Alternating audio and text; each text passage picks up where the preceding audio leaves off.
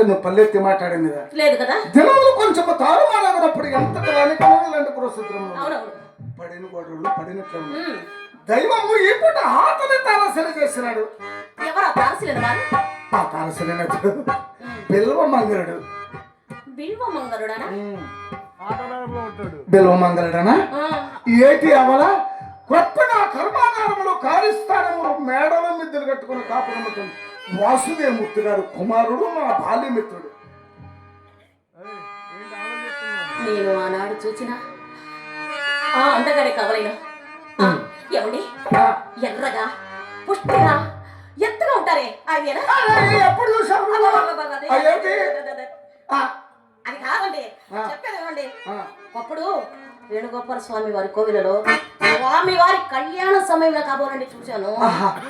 ఏమండి వారు చాలా భాగ్యవంతులని వాడారు కదా ఏ పాటి స్థితి ఉండునా అని. ఏ పాటి స్థితి ఉన్నా 40 లక్షలు 40 లక్షలే ఆ దినములలో అతను నేను నేనే అతడు ఎలాగనా ఇప్పుడు నీవు నేను ఎలాగునో అతనే నేను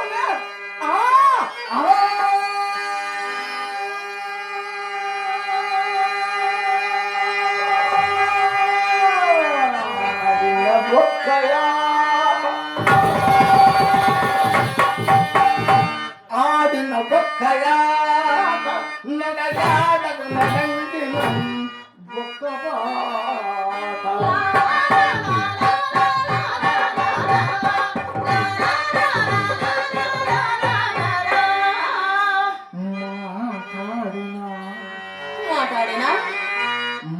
మాట్లాడినా బొక్కనా